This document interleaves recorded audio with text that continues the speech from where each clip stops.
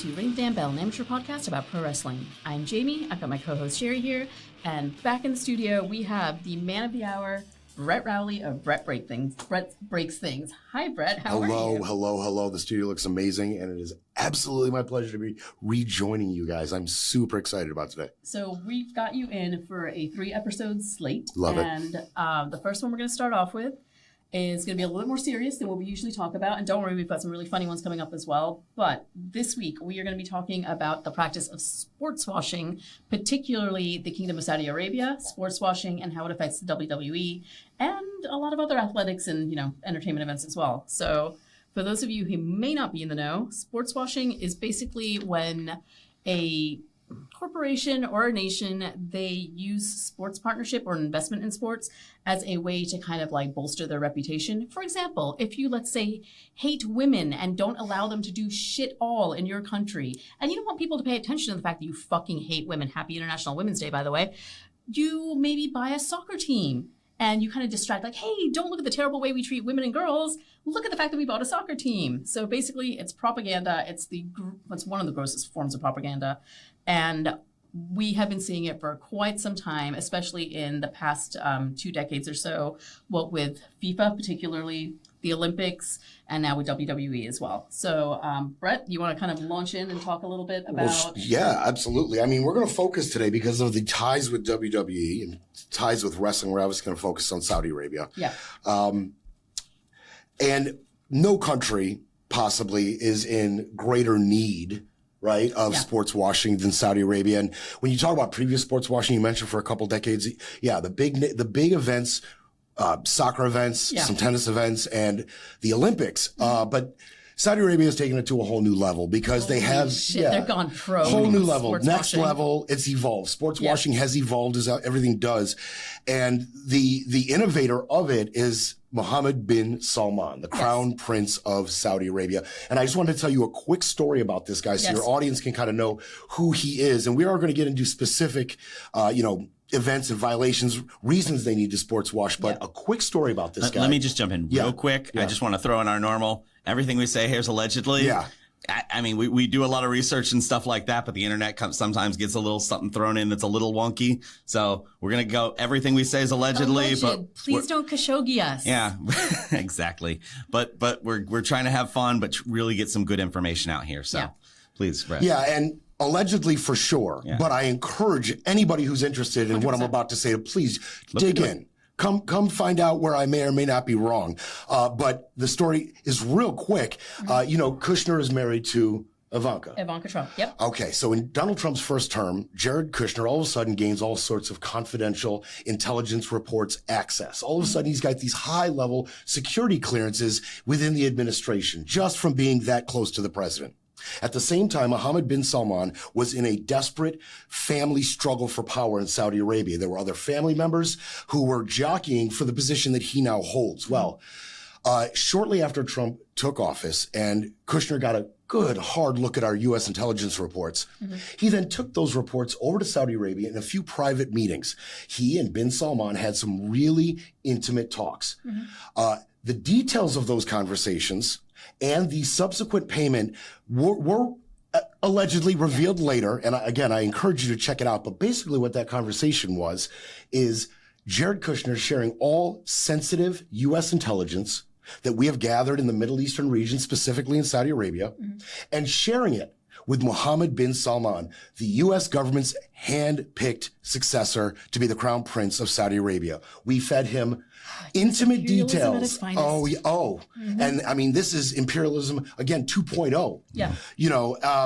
These are the things that happen behind the scenes when no one's looking. What did bin Salman do with that intelligence that Jared Kushner provided him? He held captive, prisoner, his family in a hotel for a number of days while he grilled them all, reverse Sherlock Holmes style, came upon the transgressors, eliminated them, and completely consolidated power in Saudi Arabia. All of his rivals were done, eliminated, pacified, taken care of. What did Jared Kushner get? A $2 billion donation from the Crown Prince's family straight to the investment fund that he now runs and still runs. So that should give you a little bit of idea of who you're dealing with moralistically, strategically, connections-wise, what he's willing to do and how far he's willing to go to get his goals. So when you think of it on that level, I mean, the sports washing we're about to describe, it's so minor in comparison. Like, right? Truly, it really is. This like, is a no-brainer for him. You know, this next step into sports washing. It's a no-brainer. And he, like, again, he's an innovator in a number of regards within the royal family. Yeah. But particularly with the sports washing, we're seeing it at a level that would make Russia or China or Qatar blush. Truly. And this isn't new. There was a interview that I saw. Washing. Yeah, there was an interview that I saw where one of the princes over in Saudi basically said, "Look, everybody does it." And like, if you look around, it's true. It's true. Everybody does, because you want to look good to everybody. And if you can use sports, which is something that everybody loves, to make your little product or your country or your whatever shiny and seem better, you're going to do it, you know? So it's been happening for a long time. I don't want to say these are the only examples, and I don't want to say everybody's quick to throw out, you know, and compare the Nazis to certain people and whatever, but the Nazi Party did this with the Olympics. Yep, the Chinese Communist Party did this with the Olympics. Russia did this with the Olympics. Qatar did this with the World Cup that was just recently held there. I feel like we're almost doing it with the World Cup that's going to be held here in a couple of months, because look at the way America's going right now. And the Trump Peace Award that got passed on from FIFA with it. Hey, guys, he really is the Prince of Peace, all right? Like, he hasn't started any wars. He hasn't bombed, like, you know, schools filled with girls. Like, none of that's happened. So, yeah. Abortive peace is a sick joke in context. We don't. I mean, that's a whole other show. But the fact that each country that takes and gets involved has to pay $1 billion. You know, as a board put together to rebuild Gaza, and all they're doing is stuffing Trump's pockets. It's as he bombs Iran. You know what, though? I will say that Stephen Miller was right. He said that if I voted for Kamala Harris, we would go to war in the Middle East. And lo and behold, I voted for Kamala Harris, and here we are. So that little fucking goblin fuck was not wrong. So, yeah. All right. So in terms of, like, let's talk about the PIF, because the PIF is basically that's where all this money is coming from. It's the engine that drives sports washing, especially in Saudi. So do you want to, like, maybe talk a little bit about the PIF and how it's driving, especially with TKO? Absolutely. And this is a very popular trend within these Middle Eastern countries, the oil-rich countries, the big boys, Qatar, UAE, and some of the others. They are creating these gigantic state-backed wealth funds to do whatever the director of these funds sees fit to either forward their, you know, military concerns, security concerns, technology concerns, and in this case, the propaganda, the optics on a global level. And because of Saudi Arabia's transgressions and how public they are, I mean, look, talk about public. They hold public executions, one of the world's leaders in public. They broke the record in 2024 with 300 and something public executions, and then re-broke it this year, up to 356 public executions this year. So when you talk about why, nobody's got a bigger why than Saudi Arabia. Nobody. And it's funny because we mentioned Iran right now. Iran would love to engage in the type of sports washing that Saudi Arabia is doing, because absolutely their transgressions are the same. Hatred for women, suppression of rights, suppression of religion, you know, suppression of free speech. You cannot be gay living in Iran. You Period. Can't. Yeah. Period. I mean, we could go down a long list to make that a show itself. And Iran suffers from the same optics globally, but they don't have the cash that a Saudi Arabia has. Nation at all. And Mohammed bin Salman, he runs the PIF. That is one of these funds we're talking about, $900 billion. And the GEA rather, the General Entertainment Authority, ran by Turki Al-Ashiki, he is the one who's right underneath Mohammed bin Salman, their crown prince, making the decisions, making the moves, spending the money, purchasing the assets, and really getting a sports foothold on the entire globe to wash their transgressions. I mean, these guys, they know what they're doing. They have a plan, Vision 2030. Vision 2030. Which culminates, it's kind of like the engine that drives the Riyadh season. And Riyadh season is basically this huge entertainment festival. It runs in the wintertime because, you know, it's the Middle East. It's fucking hot as shit in the summertime, so they can only have events like October through March. And essentially, imagine having the biggest pot available. You know that, what is it? Like shut up and take my money? That's what this is. This is shut up and take my money. Absolutely. Like, they are paying for so many things. And one of those big things is the Royal Rumble. Well, not just the Royal Rumble, but PLEs from WWE in the Middle East. And the first one that we ever saw getting back to the whole wrestling thing, was we're going to call it the Oil Rumble. Back in 2018, it was billed as the greatest Royal Rumble, and they had 50 competitors there. Like, did you guys? Well, you definitely watched it because we watched it together. But Brett, did you see the Oil Rumble? I didn't watch the Oil Rumble. It was fucking awful. The first you Oil don't Rumble. need 50 people in it's too many people. It's long. It's so goddamn long, and it's awful. I never enjoyed the Royal Rumble. Of all the big events. Wow, that's my favorite PLE. It just never was, but I like the ladder matches personally, and a couple others. But yeah, for the reasons you're about to describe about kind of just a mismatch. And it really, I felt Royal Rumble style, it lowers the value of a number of wrestlers who they spend months trying to convince you they're badass and they're this or they're that. Then they might get jobbed for somebody else's heat in the, really quickly in these Royal Rumble style setups. So I didn't like the devaluing of talent that they spent so much time propping up. The talent that runs in and immediately gets thrown out the opposite side of the ring. Right? Like how many interviews did they rip? How many times did they run in? How many, guest appearances just to have them literally get flipped by a big name into the crowd? They're done. All of that heat sucked out. Just gone immediately. But yeah, it was apparently a 50-man Royal Rumble. They've never done a 50-man Royal Rumble since because it's fucking sucked and no one ever needed to. Started off with Daniel Bryan and Dolph Ziggler.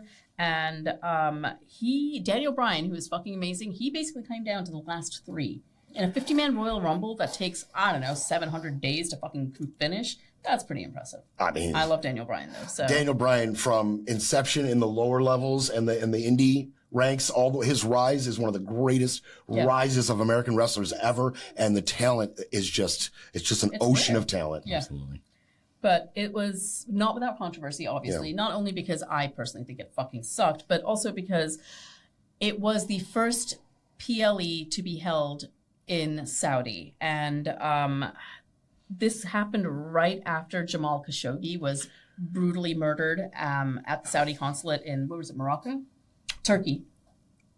I don't remember the Saudi consulate. Oh, man. But yeah. I can't remember which consulate it was. Yeah, but either way, it was at the Saudi consulate. It was. And and this wasn't like a simple sort of toot to the back of the head and then you're done. Not at all. It was Turkey. It was Turkey? Yeah. It was Turkey. So they tortured this man. I'm not going to go into... Right? Allegedly, yeah. They tortured this man. I'm not going to go into the brutality of it because I don't think it honors his memory to do so. But this man was a U.S. resident, and they lured him there under false pretenses. He was a fucking journalist, and that is one of the biggest human rights violations I can possibly fathom. So, he was a Washington Post reporter. He was a Washington Post reporter, exactly. I don't know how much more high profile you need a journalist to be to do some serious digging and holding people accountable. Yeah. The Khashoggi thing is not just a stain for Saudi Arabia. It's a stain for humanity. Absolutely. Yeah. And so as a result of that, I believe that there were a couple of wrestlers who decided that they were no longer going to participate because they were speaking out against it, one of whom was John Cena, which honestly really surprising because Cena's a company man. Cena does what fucking WWE tells him to do. He is a machine. Like, have you ever seen that video of him signing autographs? It's him signing autographs with, like, Punk. No, I haven't seen that They're one. They're sitting at a table, and it's the funniest thing because he's got this big daffy grin on his face, and he's looking directly at the camera, smiling and signing away, not even looking. And then Punk is just like, motherfucker, god damn it, I don't want to be here. Well, Punk is the king of angst. We know that already. But, it's funny, though, the reports of how Cena handled this in 2018, at the time, I saw Cena much like you just described, this company guy, right? Yeah. This rising star wouldn't do anything to jeopardize his ascension. Yeah. But from what we've learned about Cena since then, this tracks. Yeah, absolutely. What we've learned as a society about who John Cena is, and of course his pursuits after wrestling, it absolutely tracks. It's the least shocking thing now, in retrospect.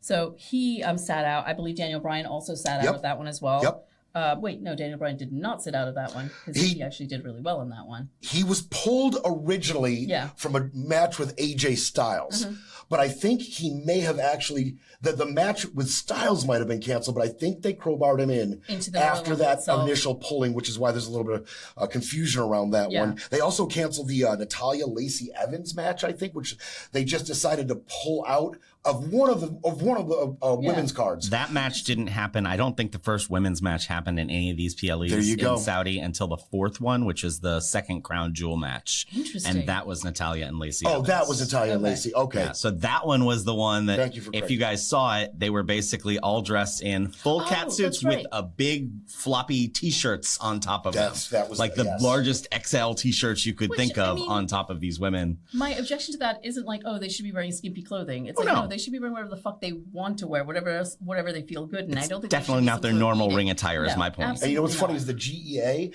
and the Sports Authority in Saudi Arabia, they still had to come out and apologize for what they showed. Even those catsuits, they still had to come out. And there was protests. It was a whole thing with the catsuits, with the no skin showing. That is wild. Oh my God. Those pictures are ridiculous. Yeah, I put those pictures up on Instagram. They had to come out and apologize for even that. That is absolutely insane. Oh my God. So, and then another wrestler who decided not to participate was Sami Zayn. Yes. Zayn is he's of Syrian heritage. And I guess like Saudi Arabia and Syria had very strained relations at that time, and that was him speaking out. Well, they did. That was around the time of the revolution in Syria, and Saudi Arabia had backed anti-Assad rebels that were threatening Assad's regime. Saudi Arabia's money and influence was actually a big part of the end result there in Syria, and so there was just a ton of political pressure and heat around that whole situation. Yeah. So that was the first PLE that was held in Saudi Arabia. There have been a couple more since. And next year, the first ever Wrestlemania outside of America is going to be held in Saudi. And I find that to be really fucking interesting because number one, not that I think that all, PLEs or the Wrestlemania is sort of beholden to the United States of America, right? Like, yeah, sure, it should be international. There's a huge international fan base.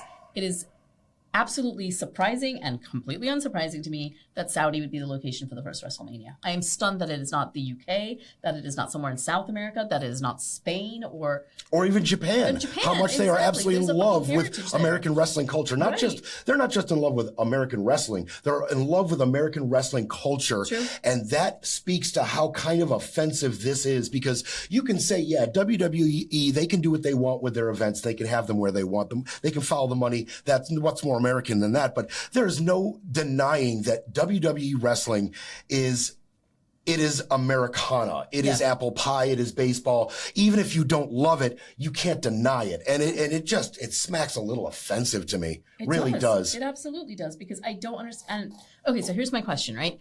Now that we know that the WrestleMania is going to be held in Saudi, do you think there will be, what do you think the percentage is going to be of like people traveling outside of the UAE to that WrestleMania? Because, the next one is going to be held. What the fuck is going on with WrestleMania is being held in the desert lately? Like, is that their new thing now? Like, well, Vegas it's the biggest payers. Yeah, I guess who's going to pay? Because Vegas came through with the biggest bid. It's the highest bidder, period. They don't care about going to the people these days anymore. They really don't.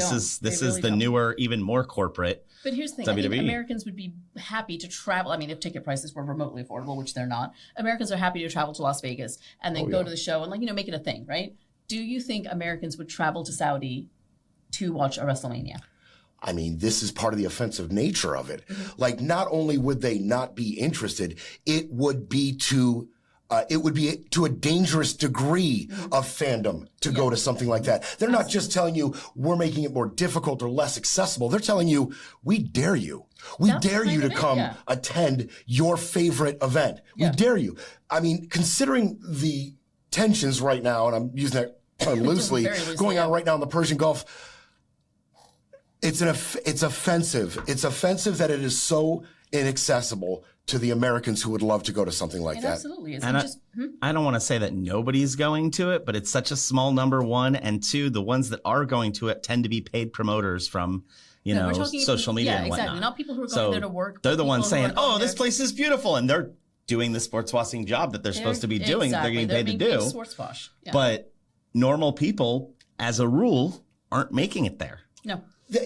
Who are you targeting? Are you targeting the hardcore WWE fans who could never afford a trip like that? Or are you targeting the more affluent WWE fans who would have everything to lose by going to a violent Middle Eastern country with anti-American, wild anti-American sentiment? And also, you don't get to drink when you're there. You don't get to enjoy. Like in Vegas, I get it, right? You get to go. You get to have a drink. You get to eat a delicious pork chop. Like you get to do all these things. In Saudi, you do not. And Vegas if you can handle the price of the ticket, you can at least get reasonable prices to get there generally. Sure. To stay there generally, because they have plenty of hotels and all that. Yeah. They are built on tourism. Yeah. They can handle people, and they will. That's right. The 400% or whatever the increase has been in Wrestlemania prices over the last few years is just wow. I mean, is the crowd just going to be filled with emirs, imams, essentially, oil and Instagram tycoons, influencers? and Yeah, that's all. So wait, I've got some numbers for you because you said 400%. So apparently, the WWE was one of the Saudis' biggest targets just because it is a moneymaker, right? Like they mint money, and they started off with house shows in 2014, and then they kind of like evolved into like a decade-long $1 billion deal in 2018, which is when the first Oil Rumble was. So essentially, and you'll have to double check me on these numbers, but Saudi pays the WWE about $50 million per year for just, sports washing, essentially. That accounts for about 4% of the WWE's total revenue for just 2 days' work, which is fucking insane. Like, imagine making 4% of your annual income in 2 days. Wild. And then WrestleMania 43, the next one that's coming up, is rumored to be worth $100 million in site fees alone, which is just staggering amounts of money. So when this agreement was signed, it was back in what, 2018? 2014 is when the initial agreement was signed. 2014. And okay. then it's been continuing so the first Oil Rumble was in 2018. Mm-hmm. Since then, going up and including the upcoming WrestleMania, it will be 15 PLEs fucking PLEs in Saudi, in either Riyadh or how big is the Saudi fan base? Jeddah, or well, there's been a few. So, but yeah, we had. I'll run down real quick. Yeah. We had the quote unquote greatest Royal Rumble, Crown Jewel 2018, Super Showdown 2019, Crown Jewel 2019, Super Showdown 2020. Crown Jewels. Crown Jewel. They are Crown Jewel. Crown Jewel 2021. Okay. Crown Jewel was made for them. I did not know Crown Jewel was made Elimination Chamber 22, Crown Jewel 22, Night of Champions 23, Crown Jewel 23, King and Queen of the Ring 24, Crown Jewel 24, Night of Champions 25, Royal Rumble 26, WrestleMania 43 is wild. 2027. Jamie, what you just said though, like who's going to these? Who's this for? And that is the washing part of the sports washing, right? Because like I said, you're attaching yourself to something so purely American, something so widely loved. And it's not about what fans in Saudi Arabia could they possibly be targeting or how much profit could they be making. No, they're not making a profit. They're losing money. This is very transactional. You attach yourself to the ATP. You attach yourself to brand name boxing events, MMA events, Live, right? You're attaching. Okay? Yeah. Exactly. The Premier League. You're attaching yourself to these entities that overall are beloved. Yep. You are usurping the beloved nature of these huge entities. It's a fucking Trojan horse. That's exactly 100% what it is. You are using it as a Trojan horse. And now look who we have in bed with us. Look at all these names, all these faces, these celebrities, not just celebrities, but these gigantic sports entities are now forever inextricably. The word I was trying, doesn't matter. No, it doesn't matter. Inextricably connected to all of these entities going forward. Now, it's in their interest to help you wash. It's in their interest to help you cover up, get the names they need to get. Now, they can't suffer a degradation of their public image because they're attached to Saudi. So Saudi has to go above and beyond with the cash to make it available to them. And if they don't, Saudi's going to come in and do a hostile takeover like they did in golf. Yeah. Live, they couldn't get in with the PGA, so Live, they just came in and said, okay, we're going to throw tens of millions of dollars at each person we do at the biggest names we can find that'll agree. They took a lot of heat early on, the people that did agree to it from the public and stuff like that. But eventually, PGA went, okay, can't beat them, join them. Yeah, that's so exactly they've got some sort of an agreement in place. I don't think they've finalized everything completely, but they're at least working together. They're taking some of those players back and allowing them in to PGA events again. They're like, they said, you know what? We're just, if you're not going to let us in, we'll just build your biggest rival and take all your big names. And they did. I mean, money because they had the money to do it. Money talks. It's funny because the PGA put up this staunch moral front at first. And those that defected, those that peeled off like John Ram and Phil Mickelson to the tune of hundreds of millions of dollars. Wealth. Right? Yeah. Everybody was waiting to see what the backlash would be. How deep would it be? How how hard would Americans come back at them? And when it was something that they all decided, well, we could deal with this. Yeah. It's time to get the money. Yeah. And they just collapsed. And the last man standing was Tiger Woods. Why him? Because he's got the deep enough pockets to stand on his morals. Yeah. Nobody's got deeper pockets than Tiger Woods, to back up their morals. And that is why he was the last man standing. And great for you, Tiger. But meanwhile, you watched everybody else go out the door. Person, yeah. Money talks. Well, I mean, Tiger Woods and Messi, I think, like Messi is, plays for Miami, so obviously I support him there, but he's an Argentinian football player. I'm a big England fan. We don't love the Argentinians. But I will have to say, I do respect the fuck out of Messi because when push came to shove, he came to Miami and didn't go to Saudi. And he would have made a much bigger payday in Saudi than he ever would have in Inter Miami because they don't even fucking play in Miami. They start off playing at like some shitty venue in Fort Lauderdale. So look, Neymar took their money. Ronaldo took their money to the tune of Neymar. That was fucking hilarious. So he takes all their money, right? And then he gets injured and he spends like basically the rest of the next 9 months recovering in Brazil. Yep. Like, with their $100 million. Yeah, exactly. With their $100 million. And his name on their advertisements. So they got what they needed though. Yeah. I mean, would they have preferred to have him play? I'm sure, but they got what they needed out of it. They just needed his name. I mean, look, are they trying to get championships? No. Are they trying to build? No, I'm just saying they want the face. No, to your point, they're not trying to build like some kind of winning dynasty. Right. No. They're trying to wash their image through Neymar, through Ronaldo, through Mickelson. Insane. Like, as someone that grew up watching soccer, as someone that, like, one of my foundational memories is watching Paul Gascoigne sob at the 1990 World Cup against West Germany. That is how old I am. I remember when there was a West fucking Germany, right? Yeah. It was part of my childhood. And now, like, they come in and they have all this money, but they don't care about what they're doing. It's not about the beautiful game at all. It is just, hey, look at this soccer player over here and ignore the fact that we just executed 6 men for being gay, or we executed these women for speaking out of turn. Like, it breaks my fucking heart. What honestly makes it even more tragic is because when you talk about past sports washing, Germany in the 30s, their offenses, the human rights violations from these countries that attempted to wash back then, they weren't as accessible to us. No, you're absolutely right. Right now, not only is the offenses of Saudi Arabia easily accessible by us, but the fact that they are sports washing the entire agenda is accessible knowledge. Yeah. We are being told. You can go find out. You can find out why they're washing. Yeah. All of this is accessible to us. There's a fucking video of it.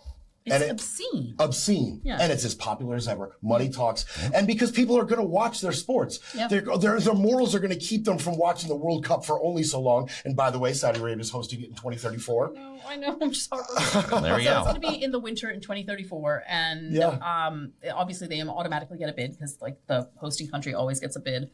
And it fucking breaks my heart. It really does. Because they do not care about building a love of the beautiful game in the nation at all. And I would understand if it's like, no, listen, we want it to be part of our culture. Like, we have an active fan base here that wants this. That, like, we have kids here who play in the streets and they want this. They don't. They don't give a shit. And it sucks and I hate it. I do. I mean, you can let them off the hook in terms of soccer. You guys want to pour billions of dollars. You want to own teams. You want to do back alley deals for, events hosted in stadiums that your ownership has bought and all sorts of money laundering allegations. But at least I believe the Saudis love soccer. I do believe that. Do you really believe that? I feel like there isn't a culture there that they love. I think they tolerate it and they find it marginally interesting. Like, hey, it's something to do. Is it just too fun? Like, is there too much freedom roaming around on a field with your family? They don't want to have to worry about the dress code as long as they keep only guys on the pitch. Yeah, there you go. So, anyways, don't convince me they hate that too. Like, at least. So, for what it's worth, the one number that I do have regarding LIV, by 2027, Saudi's PIF will have spent more than $6 billion on golf alone. Just on golf. Jesus Christ, that is wild. So that's next year. That is absolutely insane. Like, I mean, I obviously know where this money is coming from. Like, it's oil money. But my God, okay. So that's the other thing, and this is why they're able to do it. You mentioned that they're coming at a loss. They're able to do this because they're recognizing that oil's not going to last forever.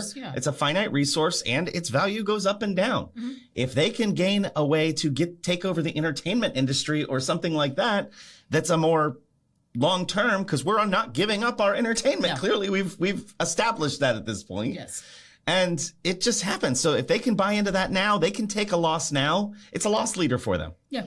I completely agree with you. If they can spend their oil reserves and profits on something that's going to be tangible and lasting through decades, generations, money's well spent, and you're spending it at its highest value. So there's no doubt this is a very strategic and shrewd move by them, and one that is already paying dividends and playing out the way they foresee it to play out. And I mean, they have a lot of cash. Yeah. I mean, we're talking a drop in the bucket of their overall cash available. Like you said, $6 billion going forward. I mean, I could give you a list of athletes that they spent $5 billion on, just big names, and that's just disclosed. Yep. That does not count, like I said, some of the laundering that they've been accused of and all of the undisclosed money they've got to spend. Obscene amounts of undisclosed money. Obscene. I mean, like, what was the number that you mentioned with Kushner?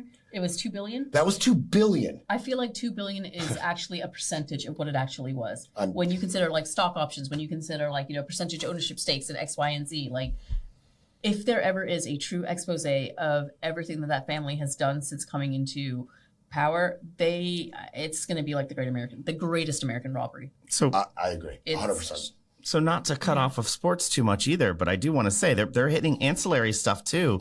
The gaming, you mentioned sports gaming beforehand that we talked about. They bought EA. Electronic Arts, they bought for $55 billion. So they now control, your all your sports gaming, basically. Yeah. Among other big name games. I mean, they host in Riyadh. The last 2 years, they spent $1.7 billion hosting ESL, Electronic Sports League. Like, they've got it to spend. It's so popular on the bigger markets. Let's just flood the smaller markets. So they got the Mr. Beast games. They've got deals with other podcasters and social media influencers, like you said. EA Sports, another piece of Americana. Yep. It's like they're buying a piece of my childhood. Yep. That's exactly what they're doing. They're little by little buying off little pieces of Americana, and before you know it, it'll reflect their ideologies and their culture. I mean, Madden more than ours. Madden Sports. That's EA, right? Yeah, Madden Sports. What would John Madden think of that? He'd be like, "Give me more fucking money." He's eating his 8-legged turkey and rolling over in his grave.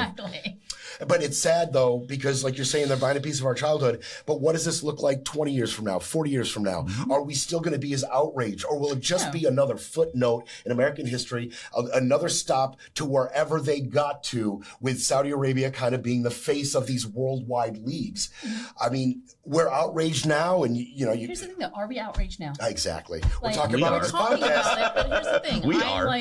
You and me are, but that doesn't mean shit, right? Oh, look, a little brown leftist girl is angry about something. That's kind of a perpetual state of being at this point. But no, we're not outraged because, when the World Cup, for example, was hosted in Qatar, I had all these lofty ideas. I'm like, I can't watch.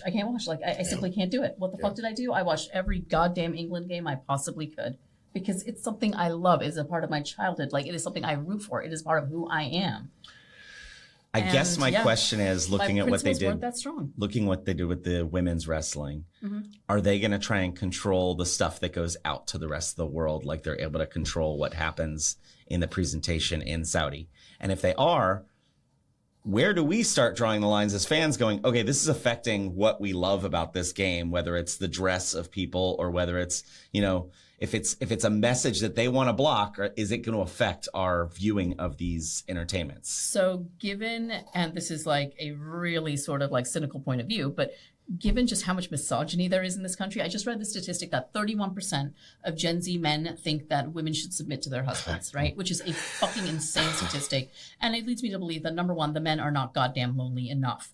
But well, you may be talking about that notorious 30-something% that's roaming around our voting constituency, that same 31% that loves Trump's immigration policies right now and loved the tariffs, that same pesky little 30%. True, but that 31% has voting power, right? Oh, that's the problem. Economic voting power. That's the problem. I think just because this country fucking hates women, I firmly believe that we are not they will absolutely get to have their opinions and influences, and it's going to chip away little by little by little by little, and pretty soon women will not get to decide what they want to wear during wrestling matches because there will be a uniform as such. Well, when does that affect? Okay, I think your argument, what you're stating, basically the misogyny is not going to lead to us being affected as a country regarding the women's sports because people won't care enough for that. When does that cross over though and affect into the men? Yeah. that everybody gets, their panties in a wad here and gets upset. Does it happen at some point, or do they realize, look, this is a funding opportunity and we're making money off of this. We need to shut up a little bit. It'll be marketed really well. Like they'll do a ton of like focus groups. There'll be a ton of like sort of psychological testing on that to make it the most palatable way of, I want you to, align with what my ideology is. And we're going to figure out the tastiest way to serve it up to you. That's for sure. Yeah. And they've got very intelligent people that can market these things. But it's funny because what you're talking about speaks to, are we enraged? And I wonder, where is the rage from a ton of WWE fans, those America First fans, those fans that love America, love freedom, love their women, drinking beer, the whole deal. Right? Where is the rage from these people? And maybe it will take an adjusting of, their habits, how they go about enjoying, wrestling or any sports. But I'm just so surprised. I mean, this is the sport that had Sergeant Slaughter and hated the Iron Sheik. That was one of the most endearing rivalries ever. The Sheik is one of the most endearing heels ever. We hated him, but we didn't hate the actor, the Iron Sheik. We hated every single thing that came with that persona. And now that persona, which is embodied possibly in no more a country no more than Saudi Arabia, is now about to direct the future of the WWE. And I just am waiting for this rage from the fan base that doesn't appear to be showing up. It requires critical thinking skills. And why would you want to engage in critical thinking skills when you could shut the fuck up, sit in your Barca lounger, and just watch men pummel the shit out of each other? Okay, but what happens when they start, saying that you can't drink at these matches anymore? Okay, that might be an actual problem. Because that pops up on TV over there. Okay, so that does pop up on TV over there, and I think that will be an issue for people actually attending the matches. But at this point, the ticket price is so goddamn high. Are you going to go to a match? Like, we just recently went to our first two, well, it wasn't your first two, our first two live events, right? It was fucking awesome. We got killer seats for the event we went to in Estero, Florida. It was a house show. It's a house show in Estero, Florida. How much could it possibly be? That was affordable. And then we went to SmackDown, but SmackDown we were lucky enough because my husband has, through his work, he's got a box. So we were able to go do that. There's no way I would be able to afford a fucking PLE. My dream is to go with my son to a PLE on his 10th birthday. I'm going to have to start saving now. The kid's 5 years old, so... I mean, you can afford it. You just can't afford a good seat necessarily. Well, and that's the thing. Do I want to fucking make the expenditure if I'm going to be sitting behind a pole or I'm going to be sitting all the way up? Well, I mean, one nice thing would be Jey Uso would come out because he's going to come out if you're the right place in the stadium. Yeah. But the giant stadium. It's not going to affect people unless it affects them at home, right? Because there's a bigger crowd at home than there is in-house. And you tell the people in-house you can't drink beer, they'll be like, well, that fucking sucks. You're not going to get a character like Stone Cold. No. In that new vision, you know what I mean? No, I think you would. It would be a little toned down Stone Cold. It'd be a PG Stone Cold as opposed to a PG-13 Stone Cold. Because at the end of the day, money talks and bullshit walks. But would that work? I don't necessarily think it would work. Stone Cold worked because the fans liked that, he kept attitude. Pushing it. Yeah. He kept saying things they didn't think he'd say and doing things they didn't think he'd do. Yeah. Does that work at all when he's doing stuff that, I saw that coming. Yeah. Does that work? Sure. That's a valid point. But what's funny is adjusting the way we enjoy it with our alcohol and our women, it's going to be interesting. Like Saudi Arabia is a fundamentally Muslim country. They are Sunnis. They are fundamentalists. Mm-hmm. How influential will the religious leadership in that country, how much will they pressure MBS to pass on these fundamental tenets of their faith onto these American crowds? Will they pressure MBS to possibly jeopardize the cash coming in and their foothold on a global stage just so we can stop them from drinking alcohol sometimes? Because that's what the Quran says. I say no, like you just said. Yeah. I say the fundamental leadership in Saudi Arabia will see the value, the inherent value of what MBS is doing right now and not compromise it at all. Do your thing exactly how you're doing it. I think the one thing that men worship above all, above God, above anything else is money and power. Money and power. And MBS has both with both hands. Oh, yeah. And I can't imagine anyone having the temerity to go up to him and be like, this is what we're thinking. And he'll be like, cool, you don't have hands anymore. Neat. So, yeah. He did take a lot of his family members out. Allegedly. Yeah, that was some it was straight out of the fucking Godfather. Yeah, man. It was intense. So. MBS, could you please make all those billions you're making, could you make less of that so they can't drink alcohol? Yeah. How's that go? Hot dogs, no beer. I'll get right fucking on that. So I know it's very interesting to see where this is going. I can only see it infiltrating the American entertainment industry and the global entertainment industry to a much, much larger degree. And I think this is, it's a fucking Leviathan. It's not going to stop. And I can't imagine anyone, either in America or globally, is going to stand up and say, hey, you know what? No, like, this is not what we want. Like, this is something that we grew up with, that we loved. And we, the fans, are fucking pissed off. And it won't matter. Even if, like, a bunch of, how many wrestling fans would have to stand up and be like, hey, Hunter, knock off the shit? It would take a demonstrable... Like 85% of them. That's the minimum. Effort out of the fans to make a dent. Like something undeniable, an undeniable boycotting of an event with just an empty house, or, just no ticket sales to an event, or no views to it. I mean, none. Like the demonstration would have to be absolutely spectacular for this to even hit their radar. They're at about 50% ticket sales right now for the next one in Vegas. For Mania? For Mania. Okay, but how much are average ticket prices for that's part of the problem is the tickets are so high. Yeah. But they ran a special. At the beginning of the year, I want to say January, where they knocked 25% off if you bought it for this period. It was a weekend or something like that. I don't know what the numbers came out to be, but I don't think it made a huge dent. They're fucking obscene. I think ticket prices start at $1,000. And then once you start getting into I think the cheapest was like $700 or $800. Yeah, $700 or $800. And then it's a 2-day event, right? Yeah. So you're doing $800 plus $800 plus parking. I don't know if that was. Plus, if you want to do the whole, meet and greet thing, plus XYZ, plus XYZ, you end up spending about $2,000, and that's for shitty seats.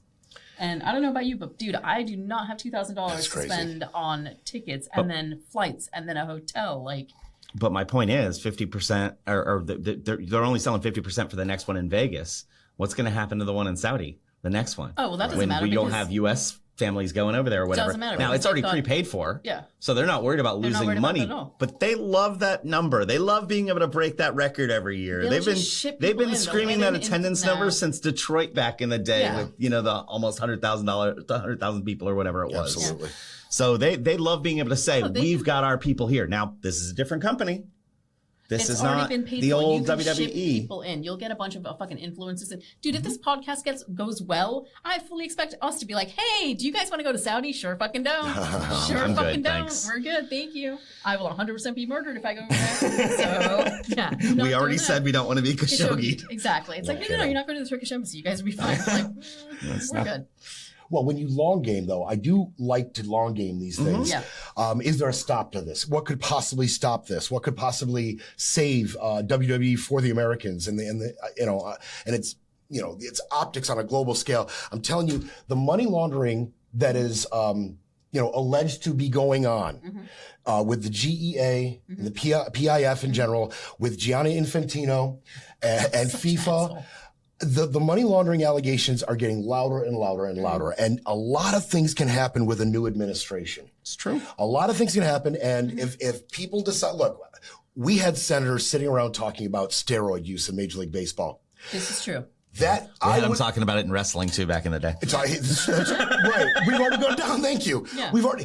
There is a scenario where it becomes a certain lawmakers' bipartisan crusade to uncover Saudi money laundering, any type of violation to try to put an end to this, to try to at least dent Saudi's global influence. It very much could be a thing. I would love to see that. You never know. Yeah, and that's true. You're absolutely right. Because I think when it comes to politics, especially global politics, I am incredibly cynical because, I know what a history book is, but you should be cynical. Yeah. But wouldn't it be great TV to see Phil Mickelson come in and testify before Congress about what he received and what he did not receive, what was promised to him or told to him? I would watch the shit out of that, and then I would watch the fucking FX miniseries about that over and over and over again. It would make love to see David Schwimmer as Phil Mickelson just going out there. So even more direct, though, we have had senators talking about this issue too. A month prior to Crown Jewel is when Jamal Khashoggi was killed. According to U.S. intelligence later in 2021, the Saudi Arabia's Crown Prince Mohammed bin Salman approved an operation in Istanbul, Turkey to capture and kill Saudi journalist Jamal Khashoggi. Yep. Okay, so after that, after he was killed, 1 month prior to the 2018 Crown Jewel, there were people yelling, hey, this needs to be canceled. Democratic Senator Bob Menendez, Republican Senator Lindsey Graham. I'm not going to stick with the people necessarily because they all tend to have their own issues. But point is, they were coming out and saying, you should really reconsider your business deal with Saudi and you should cancel the show. Of course, at the same time, Stephanie McMahon's still in the administration then and now for different jobs. But we have had people speak up. It's just how long and how strong are they willing to say stuff? So what are you telling me, Jerry? There was bipartisan, dissent against what Saudi Arabia is doing, and then all of a sudden, the guy who owns the WWE's wife gets a position inside the administration. Is that what you're telling me? That would be. And all of a sudden, she was there already, I believe. But yes. Oh, okay. Coincidence. Yeah, That's just a coincidence. Weird things like that happen all the time. Well, we've discussed on this particular podcast before how buddy Trump and Vince McMahon are. Yes, we have. They so are it's not best friends. Exactly. Basically, or Vince that's how it's McMahon, been reported. So Donald Trump is a dumber Vince McMahon, and Vince McMahon is a really, really smart Donald Trump. They're both fucking terrible people. And it's interesting, like, to go completely way off topic, but, people are just like, wow, I can't believe Vince isn't in the Epstein files. You just ripped that out of my brain. Really? I was sitting here being like, is she going to mention the Epstein files and how Vince is not in it, which is crazy? It's not crazy, though, because he has his own fucking stable in which he can do whatever the fuck he wants to. And he's gotten in trouble for that, too. Like, he doesn't need to have Jeffrey Epstein align things for him. He's like, I can do that shit myself. He's got his own startup. Exactly.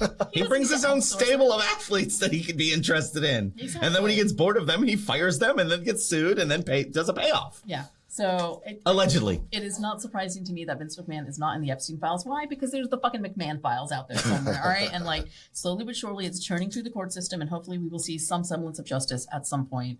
Because God knows those women deserve justice. Well, and somewhat unrelated as well. But did you see the video of him getting stopped for driving 100 miles an hour in Connecticut? No. Holy fuck! He was pulled over by a cop, and he's.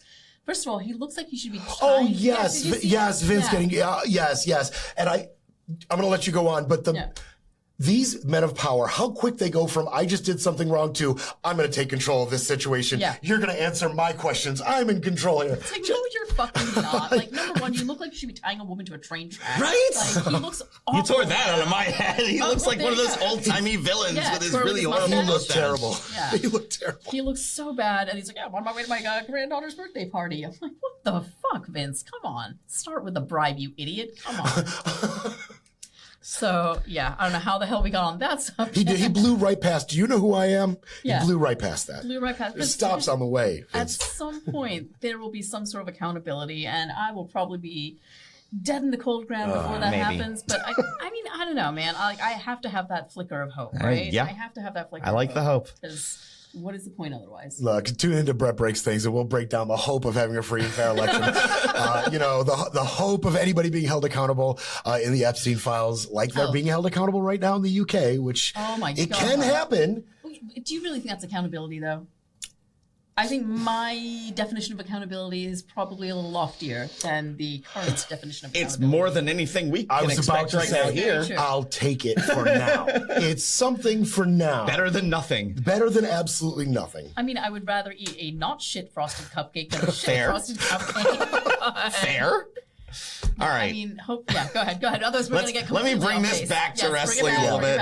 Yeah. So after one of the Crown Jewels events, this is an article. I found an article from 2019 that was discussing that one. And actually, McMahon allegedly had a disagreement with the Saudi, probably Crown Prince. It says Crown Prince, but at least somebody in the Saudi government, resulting in a 6-hour layover for all of the talent and stuff that were on that airplane. Oh, yeah. A layover. That's a really pretty way of saying hostage situation. Oh, yeah. They actually pushed a few lies about that, but there was a military police presence there at the plane, and there was a lot of different explanations coming out of both the WWE and the Saudis on what exactly happened there, and not everybody knows exactly how that played out, but it was definitely a payment dispute. Oh, I'm sure. No doubt. It was over somebody didn't get paid promptly. So I get the feeling, because I don't know a ton about this, but I get the feeling, number one, it was probably like the plane ride from hell, where there's essentially like 2 sections, right? You have all the like C-suite people over here, and it's like, bye, have fun, we already did our duty free, we're good. And then you have the talent. And the talent is sitting there on the tarmac being like, what the fuck is happening? Why can't we leave? This had more than 175 superstars, production, crew, and employees who boarded a 747 to the flight back. Okay, so where's Vince and where's Linda? They are Probably flying the they were friendly private all the way fucking back. skies. There you Probably go. they had already been gone as far as this is concerned. There we go. He was probably negotiating with them on the plane, frankly. What a fucking piece of shit. Yeah, I don't think it's a small detail that those athletes, everybody on that plane missed the SmackDown. Yep. The following SmackDown. Well, They of all course missed they it did. because of this. And yeah, that kind of, I think is an indicator on who was being pressed. Okay. Yeah. Would McMahon have pressed the Saudis in any way that would have jeopardized all of these athletes? No. Right. That's his money. So what exactly happened? Were they literally not allowed to leave the tarmac? Oh, I'm sure. Because like you said, military presence. Like, are you going to fuck with a Saudi military cop? Not on their grounds, you're not. Probably would not, yeah. You can call your lawyer all you want, but there's still a gun in your face in a foreign country. Exactly. The worst foreign country to have a gun in your face. The details of that are shocking. I think that kind of the unsaid terms of this relationship were really set in stone after that event. I think we knew who was controls the really strings. in charge of this Pulling the situation. strings. Yeah. Absolutely. I And mean, it for goes that, back to the whole Vince thing. Like, hey, let me take control of the situation. Sit down, motherfucker. You are not in charge. Here. miscalculated. Exactly. I Yep. mean, Yeah. you lay down with Saudi princes, you come up with Arabian fleas, I guess. I don't know exactly I don't know what you thought, Vince. What did you think you were dealing with? But that's the thing. That's his ego, right? And I feel like every single person who is currently in bed with the administration, Trump especially, they think they're in charge. They think they're the ones holding the power, and it's like, no, dude, your balls are firmly twisting in the hands of Putin, of Xi Jinping, of That's the thing. MBS. Absolutely. Like a moment like that would cause cognitive dissonance for a man as powerful as Vince McMahon. Yeah. You've been in control of the last 100,000 situations you've been in. Yeah. And this is how you do business. This is your MO. And all of a Yeah. sudden somebody shows you very clearly this is not the What case real power this is. time. Yeah. Like Trump. Every now and then we watch it. We see it in the interviews, the uncomfortable nature with which they speak, the lies they trip over to try to talk away and do gymnastics around the fact that you were impotent. Yeah. You were feckless in this situation. Exactly. That's a good word. Feckless. Absolutely. And that's exactly what Vince was. Yeah. As his athletes sat on a tarmac surrounded by Saudi military police. So then, has any superstar actually ever talked about this? There were some Twitter things afterward. I don't have them in front of me, so I can't tell you. But definitely some people came out and vented their anger. But Did they say anything specific, or was it just sort of like, oh, this was like a really unfortunate event that happened, and kind of kept it shrouded in secrecy? I think some were a little pissed off and probably said some stuff, but I think they were probably Recanted deleted really very quickly. soon thereafter. And speaking of deleted tweets, Brett, Oh, well. I feel like we have to talk about this solely because number one, it speaks to the character of the current champion, CM Punk, and then we also see how his character has changed relatively significantly in the past couple of years. Yeah, it was a tweet from CM Punk, who was stiff-arming the Saudi advances for quite some time, was vocal about it, in the locker room and with his peers, and then publicly. And The Miz, who was the opposite, he was all but ready. He's a company guy just because, he wants to be the next John Cena, essentially. Absolutely, and I'm not knocking it. No, did you ever watch The Real World, that he was on The Real World Brooklyn? Yes. Yeah, he was a giant wrestling fan. He's been a big, dumb, idiot wrestling fan ever since he was a child. And really not a lot of gray matter sparking in that man. But that's, it is what it is. Neither here nor there. He does not understand global politics. I get that. I firmly It's believe not that. his lane. He's trying to make a name for himself. Yeah. We don't have to hammer him for it. No, He's one of many. yeah. That's We're just not his talking. thing. It's just not his thing. We're talking about the overarching problem. But yeah, CM Punk, in the most CM Punk thing ever, tweets out about the Miz's blood money and stop sucking Saudi cock. Yeah. And then in the least CM Punk thing ever, Fucking disappointing, man. a public apology. Yep, a public apology, a deletion of the tweet. And I'm pretty sure you've noticed, as well as everyone else has, he is not speaking out nearly as much as he used to anymore. He is towing that line. He is shutting the fuck up. So I don't know exactly what's going on there. I don't know if he's changed. I don't know if he is, just trying to protect his own investment. I don't really know what's going on there. It's disappointing. It's a quintessential case of a big ego, a big personality, a big presence running up against a bigger presence. This is what it looks like. Yeah. This is what getting silenced by an oppressive regime who has their tendrils in your sports entertainment looks like. Yeah. This is what it looks like. It cannot be, personified any better than the CM Punk we see today. Yeah. The CM Punk we see today is neutered. Because I mean, you used to watch way back in the day when he was in the Indies, when he was in like Ohio Valley. Absolutely. And he was great. He was fiery. He was passionate. And one of the reasons the pipe bomb promo, which is it a shoot? Is it a work? I mean, we can have that fucking debate later on. But he was honest and raw and truthful, and he brought people the wrong way all the time. And now he just kind of, it's a facsimile of what it used to be. Well, it's funny because you're talking about what made Punk. Yeah. It was all the shooting he did, yeah. all the realness he brought to the table, all the truth he told, and he gave us a peek behind the curtain, unlike possibly any wrestler before him, or at least in his generation. Yeah. And for that to be the thing that was snipped, that was clipped from him, that truth, that openness, that shoot feel. I mean, they clipped his wings, and look at how high he flew, because he's the champ now. And you know what? He's headlining at Wrestlemania against Roman Reigns in a match that we all really, really want to see. What? I'm so fucking over it. I love Punk. I am a Punk girl through and through. But do you need to see Roman Reigns and Punk at another WrestleMania? Your son's gonna get mad at you. I mean, my son's gonna get mad at me when I start cheering on for Punk instead of Roman Reigns, and he has to learn that's what a house divided looked like. So, yeah.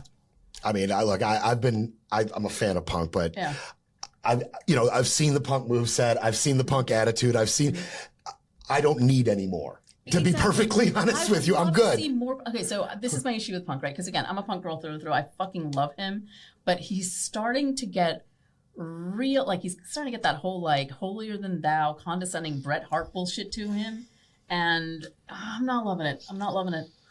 I'll throw a little love Punk's way just for the moment and go, when we did see him in the house show, he was fucking amazing. He was great. Yeah. He was really, really working the crowd and saying, look, we are so happy you're here. We really appreciate you being here. It's just a house show. Yeah. He could have, just shook the people's hands up at the front, paying the big bucks and all that other stuff. But he made sure to speak to the crowd and say, look, you guys are why we're here. We really appreciate it. And it's funny you said that's his job, but that's what he did. That is his job. And it's funny, the Punk that you see on TV, although people love him and he's a great wrestler, the Punk you see on TV, I've never seen that Punk at a house show. I've seen Punk 3 times in a house show. That's a different CM Punk. The CM Punk you get in person at a house show is a different CM Punk than is under the big lights, the bright lights on the big spotlight. And they're both good wrestlers. But to speak to what you saw at that house show, I mean, he is just electrifying in person in a house show. Oh, just electrifying. He was so much fun to watch, and I appreciate the humility. He knows that he has the greatest fucking job in the world.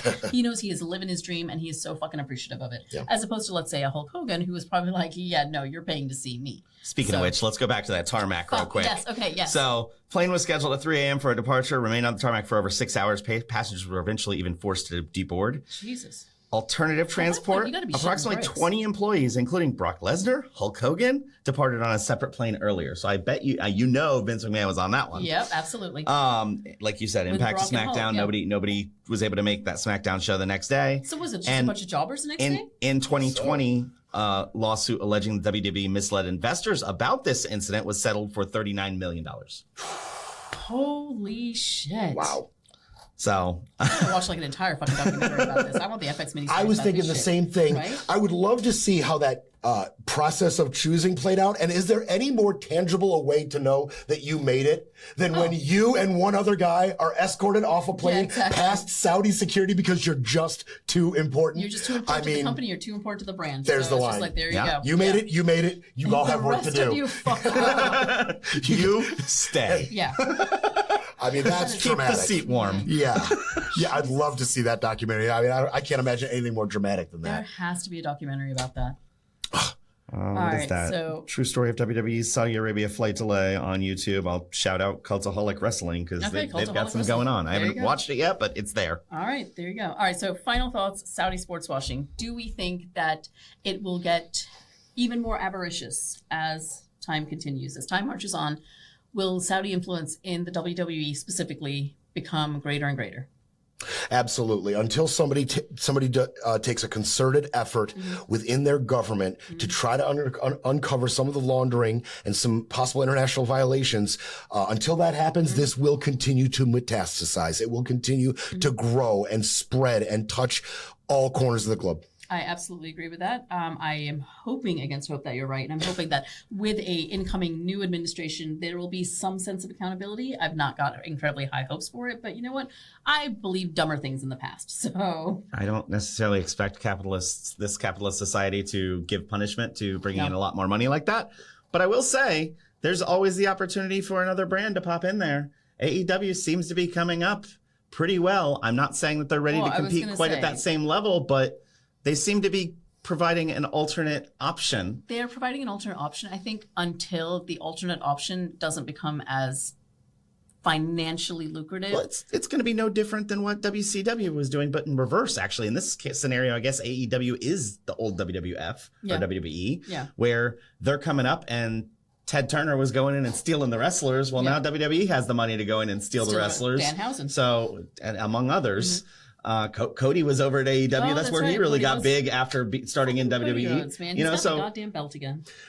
Well, I think if they focus on being America's brand, if they lean into this vacuum that the Saudis have left with the American fans, with all of us kind of knowing in our hearts what's going on and who's starting to own it, that leaves a vacuum for an all-American brand. And if they can seize on this type of marketing opportunity, I think they can compete. Provide that entertainment. Tony Khan, if you're listening. All right. Thanks so much, guys. Thanks again, Brett. We really appreciate having you here. This was fantastic. And I guess we'll see you for the next one. Can't wait. All right, cool. Thanks.